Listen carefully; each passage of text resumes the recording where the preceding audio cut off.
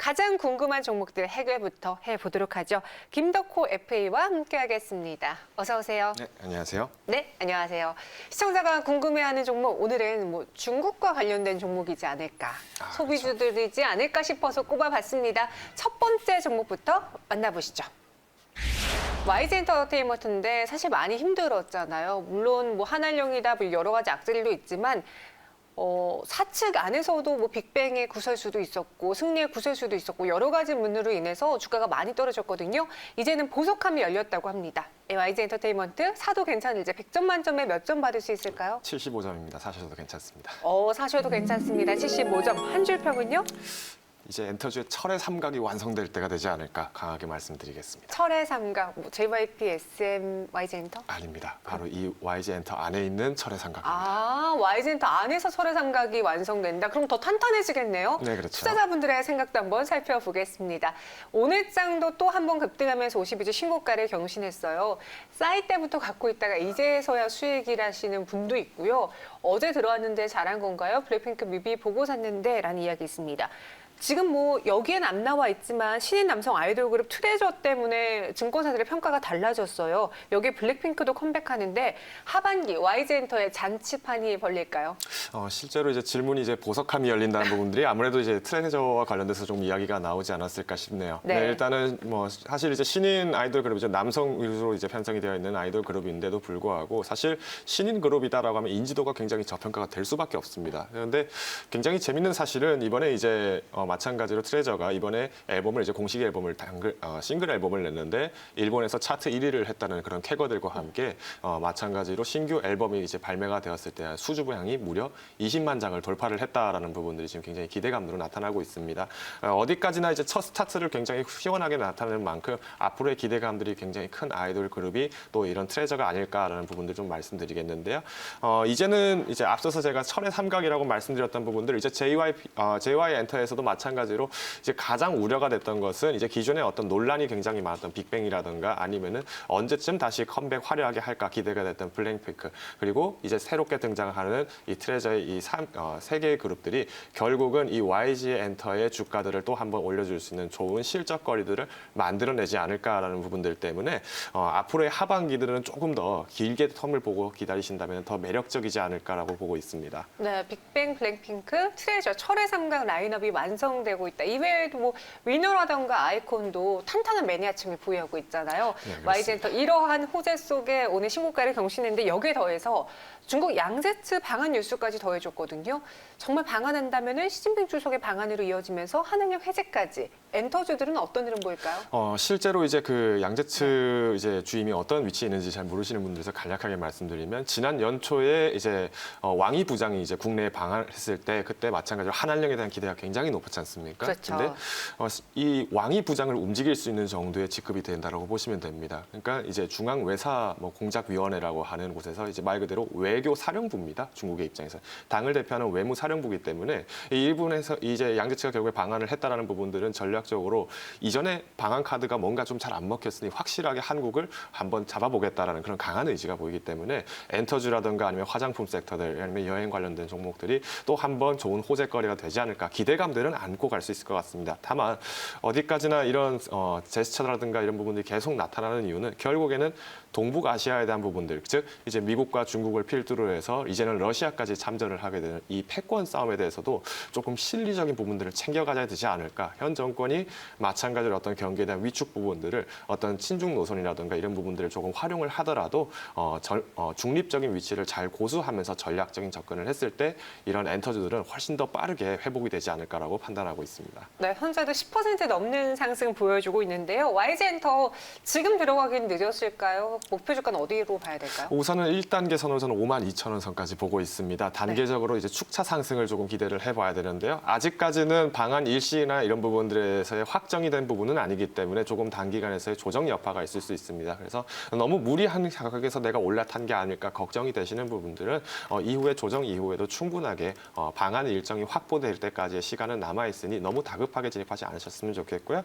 오히려 41,000원, 그러니까 지금 이전에 이 4만 원대부터 지금 강한 박스권이 지금 형성이 되어 있습니다. 어디까지나 저지선이 만들어져 있기 때문에 조금 한 발 앞서서 41,000원 이하에서 내려올 때는 잠시 쉬었다가 다시 진입한다는 마음을 보시면 좋을 것 같습니다.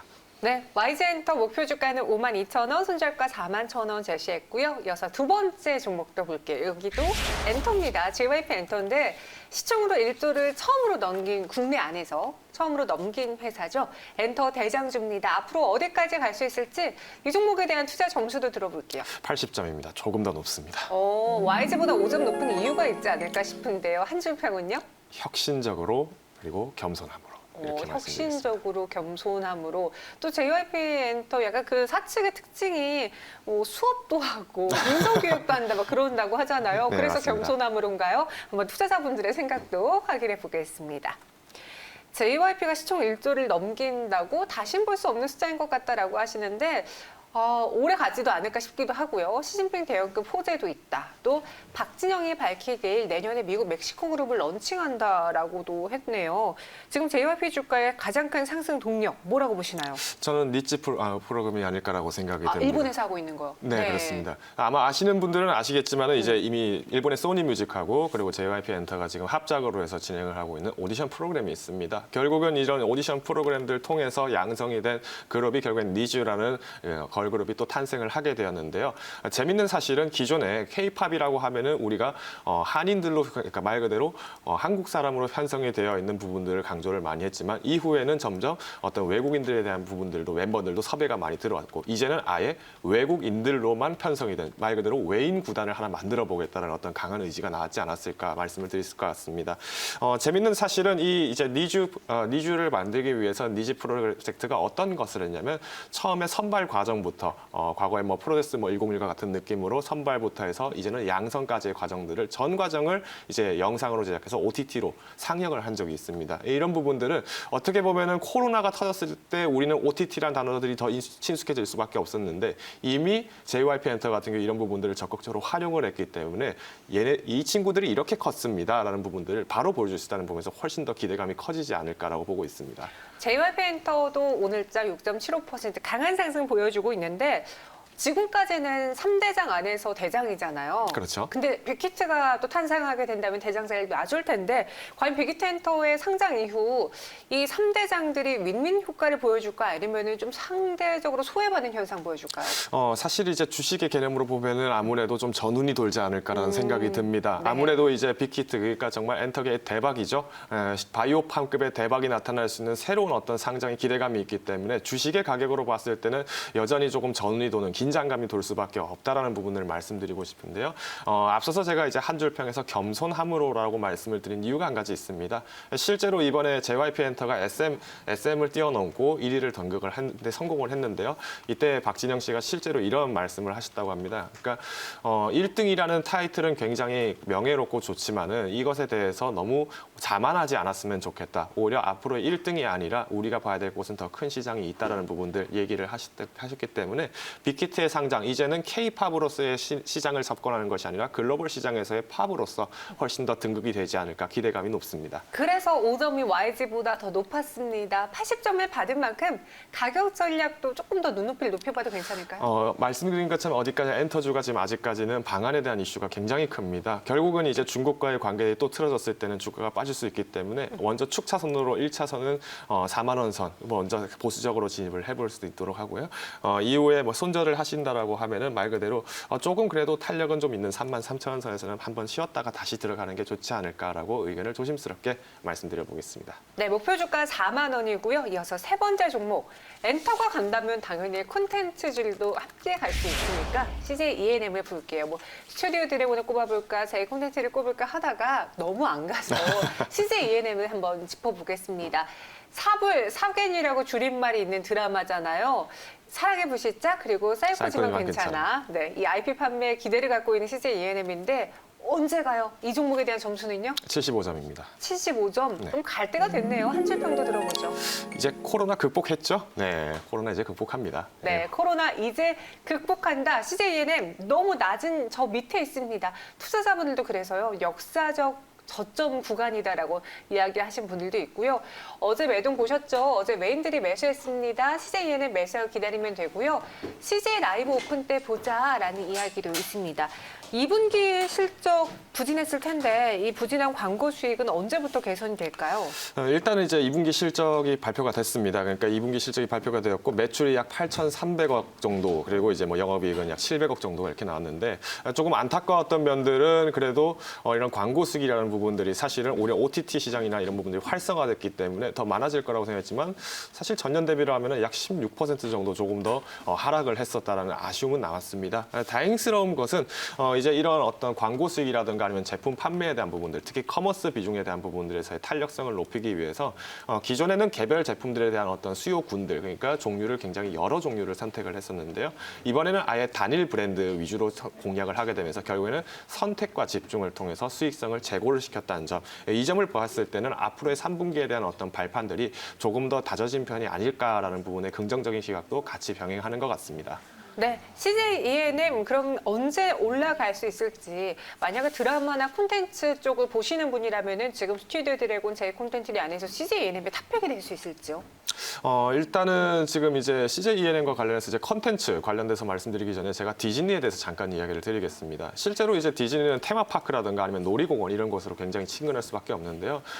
매출에 대해서 감소가 된 부분은 테마파크나 이런 곳에서는 매출이 감소가 됐습니다. 하지만 오히려 수익성이 견고했다라고 발표가 되는 보고서들도 있었는데요. 그 근거는 결국엔 영상 관련된 부분들을 OTT를 통해서 전환을 했다. 결국에는 디지털 컨텐츠로서의 사업 부분들, IP 부분들을 훨씬 확장을 하는데 성공적이었다는 기대감 때문에 디즈니에 대한 실적도 또 한번 기다려볼 필요가 있다는 얘기가 나왔는데요. 마찬가지입니다. CJENM도 동일하게 이제 앞으로의 어떤 기대감들, 특히 시장에 대한 회복들 뿐만 아니라 디지털 시장에서의 확장 국면으로 넘어갈 수 있는 발판이 어느 정도 이 지난 4개월간의 박스권을 통해서 이제 어느 정도 다져지지 않았을까 기대감을 안고 싶고요. 목표가는 먼저 이제 17만 원 선까지 한번 올 한 해 신고가를 돌파할 때까지 장중 힘을 탄력을 받아갔으면 좋겠다는 생각이 듭니다. 올해 손절가는 조금 더 보수적인 위치, 다시 회귀 현상이 나타났을 때는 시장 국면에 대한 어떤 축소면이 될 수 있기 때문에 다소 진입을 자제하셔라라고 제안을 드리겠습니다. 네, CJENM 목표 주가 17만 원, 손절가 12만 5천 원 제시했습니다. 이어서 마지막 종목 볼게요. 중국 이야기하면서 화장품주를 안 건들 수가 없죠. 반드시 나와야죠. 반드시 나와야죠. 그래서 그 안에서 대장인 아모레퍼시픽을 꼽아봤습니다. 대장이라는 닉네임은 붙었지만 아쉬웠던 종목이죠. 부활 언제 할 수 있을까요? 점수는요? 일단 65점입니다. 앞선 종목들보다는 조금 더 안타까움이 큰 상황입니다. 한 주 코멘트도 들어보죠.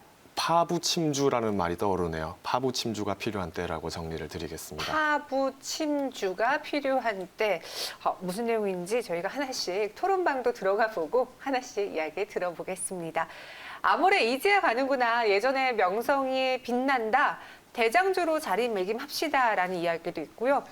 꾸준히 우상향 가자라는 이야기도 있는데 시진핑 방한의 급물살 그리고 양재측 때문에 오늘 화장품주들이 같이 올라주고 있잖아요. 네, 그렇죠. 아모레퍼시픽도 오늘까지 3거래 연속 상승이거든요. 횡보장 뚫어낸 것 같은데 어떻게 보시는지 아모레퍼시픽에 대한 화장품주에 대한 투자 트렌드부터 짚어보죠. 우선은 이제 화장품 종목들 굉장히 많은 종목들이 있습니다. 뭐 한국콜마도 있었을 것이고 뭐 에이블 CNC도 있고 굉장히 많은 종목들이 있었는데 유독 아모레퍼시픽만 좀 잘 못 갔다라는 아쉬움들이 있었을 겁니다. 일단 최근에 화장품에 대한 트렌드, 투자 방안들을 봤을 때는 화장품 자체 판매 실적, 그 회사의 제품을 만들어서 그 회사의 실적을 가지겠다. 기존의 해석들은 이런 부분들이 굉장히 많았습니다. 다만 이제 최근 들어서는 이제 OEM 그리고 ODM, 즉 쉽게 말씀드리면은 저희 제품을 여기서 이렇게 만들어 주세요. 혹은 여기서 제품을 알아서 만들어 주세요라는 부분들의 이런 OEM과 ODM 부분들의 탄력들이 이제는 신생 브랜드를 공략을 한 게 아니었을까라는 부분들을 좀 말씀드릴 것 같습니다.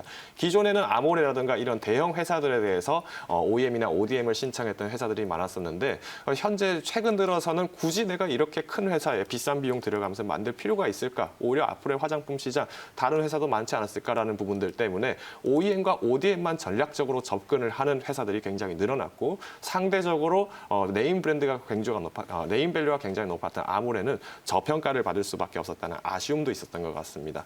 여기에 더 나가서 지금 이제 중국에 대한 어떤 시장 상황을 좀 간략하게 말씀드리자면 보면은 기존의 아모레퍼시픽이라든가 이런 한국의 화장품을 주요 애용했던 세대가 과거 20대, 30대였습니다. 근데 지금 현재 시간이 지나고 나서 이분들이 40대, 50대의 여성들이 되다 보니 네. 오히려 신세대에 대한 공약들이 부족한 상태에서 기존층들은 오히려 수가 줄고 있고 이런 부분들이 과연 중국에서의 트렌드에 맞춰가고 있을까에 대한 걱정이 나왔기 때문에 결국 아모레에 대한 시각들도 부정적인 의견들이 다소 존재하지 않을까라는 부분들을 짚어드리겠습니다. LG생활건강은 그래도 최근에 52주 신고가를 경신했었어요. 아모레퍼시픽 그리고 LG생활건강의 쌍두마차 앞으로 어떤 흐름 보여줄지 앞서 파부침주라고 이야기했잖아요. 그에 대한 해결해서 그리고 우리 아모레퍼시픽의 가격 전략까지 들어보죠. 일단은 이제 LG 생활건강 같은 경우에는 이제 절반 정도는 이제 매출이 화장품이고요. 네. 나머지 절반은 음료라든가 아니면 생필품들이 굉장히 많습니다. 결국에는 이제 코로나 사태가 터지게 되면서 시장이 축소되고 화장품에 대한 소비가 줄고 이런 많은 요소들이 있었지만은 오히려 악재를 버텼던 거는 이런 생필품에 대한 소요들이 많아졌기 때문에 특히 건강기능식에 대한 부분들이 강조가 됐기 때문에 LG생활건강은 이 부분들을 다져가지 않았을까. 하지만 아쉽게도 아모레퍼시픽의 비중들은 화장품에 대한 비중들이 훨씬 크다 보니까 이 시장에 대한 이해를 더 빠르게 했어야 되는 게 맞지 않았을까 싶습니다. 안타까운 점은 여전히 있습니다. 아모레퍼시픽은 기존의 중국 시장에 대해서 오프라인 매장에 대한 의존도가 굉장히 높았습니다. 그런데 최근 들어서 20대, 30대들 마찬가지로 코로나로 인해서 40대, 50대, 60대 분들도 이제는 온라인으로 매수를 하는 부분들이 많아졌기 때문에 이제 앞으로 다가올 시장에서는 오프라인 시장에서 온라인 시장, 즉 내가 기존에 가지고 있던 밥솥을 깨고 내가 타고 왔던 배를 부숴서라도 새롭게 내가 몸을 갱신을 시켜나가지 못한다면은 앞으로의 아모레퍼시픽은 주가가 굉장히 어려울 수밖에 없는 운명이 될 수도 있다는 부분을 짚어드리면서요. 목표 주가는 조금 더 보수적이지만은 그래도 21만 원 선까지는 다시 한번 탄력을 받고 올라가기를 기대하면서요. 손절가는 17만 원 선으로 다시 박스권을 한번 제안을 드리겠습니다. 네, 아모레퍼시픽의 목표 주가는 21만 원, 손절가 17만 원 제시했습니다. 관련주들 잘 살펴보시고요. 저희는 인사드릴게요. 고맙습니다. 감사합니다.